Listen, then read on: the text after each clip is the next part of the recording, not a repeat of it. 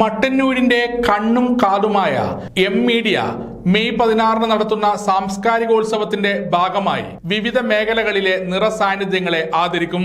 May 16 വൈകുന്നേരം 7 മണിക്ക് കൊച്ചിൻ ചന്ദ്രകാന്തയുടെ നാടകം നത്തുമാത്തൻ ഒന്നാം സാക്ഷി അവതരിപ്പിക്കുമെന്ന് M media managing director Baba Mattannur, programme coordinator KP Anilkumar എന്നിവർ അറിയിച്ചു.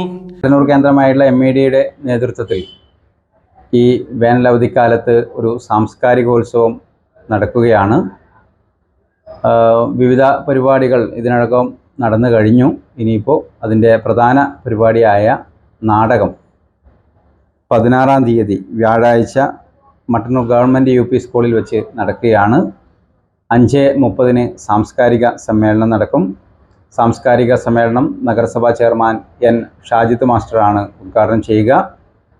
ചടങ്ങിൽ വിവിധ മേഖലയിലെ കഴിവ് തെളിയിച്ച ദാമോദരൻ കാളാശ്ശേരി, റിബിൻ പൊറോറ, ബിജു കാര, രതീഷ് നാഗത്തുവളപ്പ്, പ്രീത ചാലോട്, റിജേഷ് പരിയാരം, ഹരീഷ് ഗോവിന്ദ് എന്നിവരെ ചടങ്ങിൽ ആദരിക്കുന്നുണ്ട്. മണിയപ്പള്ളി ആബൂട്ടി ആജിയാണ് ഇവരെ ആദരിക്കുക.